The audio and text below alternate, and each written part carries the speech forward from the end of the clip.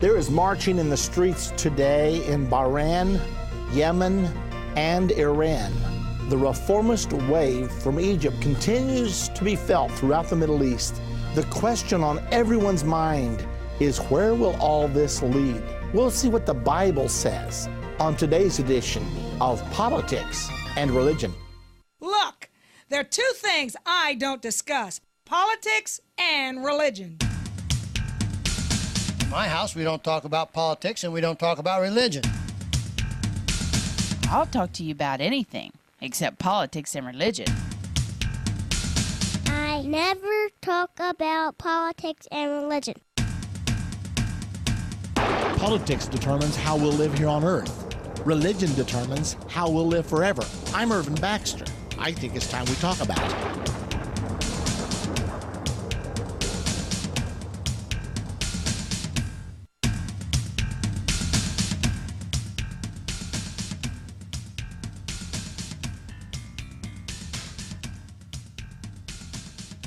Well, have you figured it out yet? What in the world is going on? Starts in Tunisia, topples the government there, sweeps through Egypt, topples a 32-year strong man there. Now then, they're marching in the streets of Bahrain and also Iran today, as well as Yemen. We've also had demonstrations in the country of Jordan, even though it seems like those are dying down right now. So will this just sweep through the entire Middle East? What's the end? Where are we going to end up here? Does anybody have a clue? It almost reminds you of the Velvet Revolution of the 1989 era, when the Berlin Wall finally fell and the Iron Curtain was rolled up. So what's really going on here? That's what we want to talk about today. And you know, as we try to decipher events, sometimes things are so wild that you really don't know for sure which way things are going to go. I mean, one minute you've got demonstrators in Egypt and Iran, the country of Iran, rooting for the demonstrators in Egypt, and then 3 days later you've got demonstrators in Iran, and Iran killed a couple of them today, and now they're fighting against them, arresting them, hauling them off, putting the leaders under house arrest. So the very reformers that they were rooting for in Egypt, suddenly all the chickens have come home to roost, and Iran is now saying we're going to put them down by force. Well, where will that end? Where do you turn for answers in all of this chaos that we're experiencing? Well, there is a place, actually. There is someone who knows what's going to happen. Some people like to say, well, nobody knows the future. But you know, that's not true. The Bible teaches that God knows the end from the beginning, and also it says that he will do nothing except he shows it to his servants, the prophets. Jesus even said, I tell you these things before they come to pass, so that when they do come to pass, you might believe.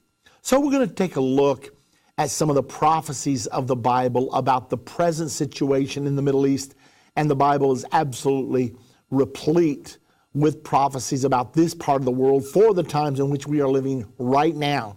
So we're going to take a look at some of those things today. I want to start out with a few things we know. We know that there's going to be a war in the Middle East yet to come. It will ultimately spread around the world and become a world war, and it will kill 1/3 of the human race. We know that for sure. We also know that Islam is not going to rule the world, even though right now Islam is rising. And as you look on every side, it's like it's almost unstoppable. But it is going to subside. The Islamic wave is going to subside, and Islam is not going to rule the world. Then also, we know that the nation of Jordan, even though there have been demonstrations there recently, the nation of Jordan is never going to be ruled by the Antichrist. On the other hand, we know that Egypt is going to be under the reign of the Antichrist, as well as Ethiopia and Libya. We also know that Israel will survive. Mr. Ahmadinejad from Iran just today said that there will soon be a Middle East without the United States and without Israel. Well, he's wrong. There's probably going to be a Middle East without him, but he's wrong concerning Israel and the United States of America, because the Bible specifically states that Israel is going to survive. And then finally, we know that Israel will survive all through the final 7 years and that 3.5-year period called the Great Tribulation. But then ultimately, Israel is going to be invaded by Russia, by Iran, by Turkey, by Ethiopia, by Libya. Those are some of the nations that are specifically named that will come down against Israel at the Battle of Armageddon under a United Nations flag. So we've got a pretty good picture here from the Bible as to what the future holds. Now to claim that we can say, okay, this is what's going to happen, step 1, step 2, step 3, step 4, we can't always do that, although in some things we can come pretty close to that as well. But you look at a specific situation and say, okay, what's going to happen in Egypt right now? We may not be able to tell you. We can tell you long term, and it depends on how long that term actually is. So anyway, those are some of the things that we're dealing with today. And although I've gone down through this report, I didn't give you the scriptures. And I think you'd probably like to have the scriptures so that I'm not just making empty, unsupported assertions, but you can actually see what the Bible has to say. So that's what we're going to do. Now, before we do that, however, let me bring you an update as to some of the things that are taking place in the Middle East today. Iran, as I mentioned, is cracking down on the demonstrations.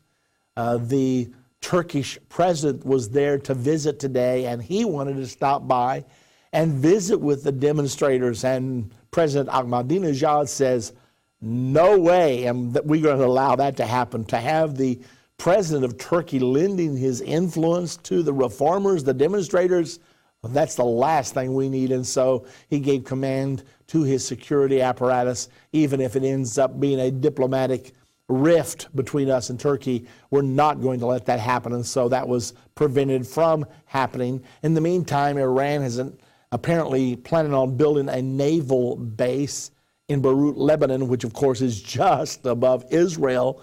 So the question is, will Israel stand for that? In the meantime, the United States has its 5th fleet, I believe it's its 5th, off the coast of Lebanon. And so this is a direct move to confront the United States of America and to challenge the United States for supremacy in that part of the world.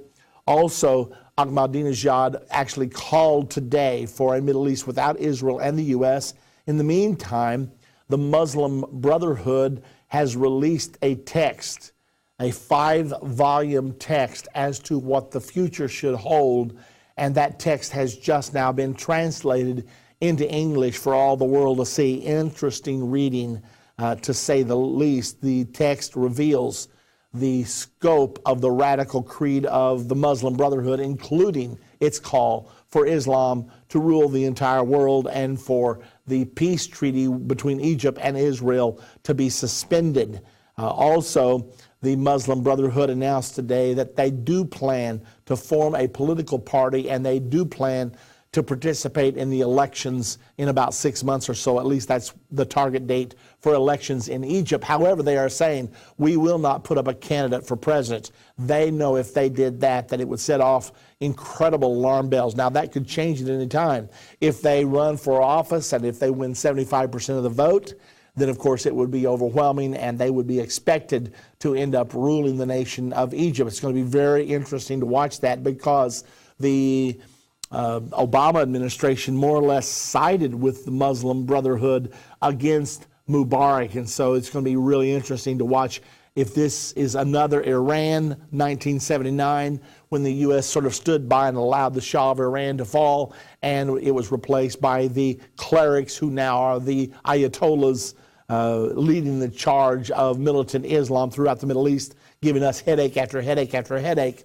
All of that happened in 1979. Some people think what's going on in Egypt right now is Act 2 of that same scenario. In the meantime, protesters in Bahrain, which of course is very pro-U.S. They have been marching in the streets. However, they're not actually attempting to overthrow the monarchy that rules there.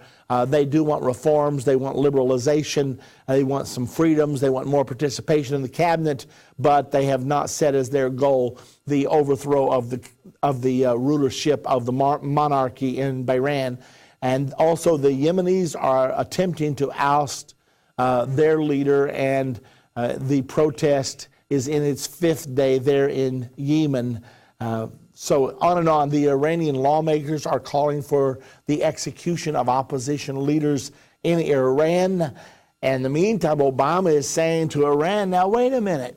You were rooting for the reformers last week. Now you're arresting them and putting them under house arrest, and you've already executed a couple of them this week. What gives here? If you believe in reform, if you believe in freedom, then what's good for the goose is good for the gander. That's what's going on right now. So very interesting. As an aside, Mubarak has moved his vast assets. It's estimated that Mubarak probably has a personal fortune of $20 to $70 billion. Now, I don't know where that figure comes from. I don't know who speaks with authority on that issue. But now then, there are many people who are hoping to freeze his assets, thinking that he has plundered the nation of Egypt. But it appears that Mubarak, all the time he was stalling for time, really was stalling to be able to secure his future and the future of his family. Already Sweden slapped a freeze on his assets in the banks of Sweden, but it looks like they really didn't freeze much, because it looks like he's already moved his assets out of there and moved them to Saudi Arabia and also to the United Arab Emirates, 2 friendly countries to him, 2 of his friends. It looks like he has gotten much of his wealth in those countries where he will have access, and who knows, he himself may move there. We don't know that. There are reports out that after his speech, his last speech to Egypt, he immediately fell into a coma and has not recovered since that time. I don't know whether that report is true, but that is being reported in the news today. So huge developments. What does it all mean? I think that is really interesting. So we want to, at this time, we're going to take your calls as we go forward. Now, we're really close to a break, so let's wait till after our first break to receive our first phone calls. If you'd like to be on the air with us, the number to call is 877-END-TIME. That's 877-363-8463. So if you'd like to be on the program with us today, that's the number. If you're interested in any of our DVDs, or if you'd like to become a partner with Endtime Ministries, we would love to have you. And the number to call for that is 1-800-END-TIME. So on the air, 877-END-TIME. To reach our operators, 1-800-END-TIME. By the way, do you realize that we have a new 10 DVD set that is 10 hours of teaching about the core prophecies of the Bible?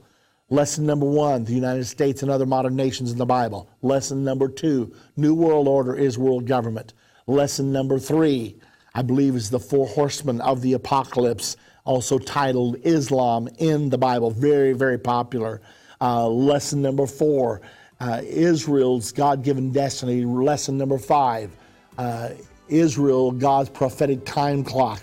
And then also we have a lesson on the mark of the beast, the Antichrist, and the false prophet. And I'm reeling off the top of my head now. Anyway, the operators will tell you about it. Give them a call. 800-END-TIME is the number. If you're interested in the 10-lesson series, call us and we'll take your calls.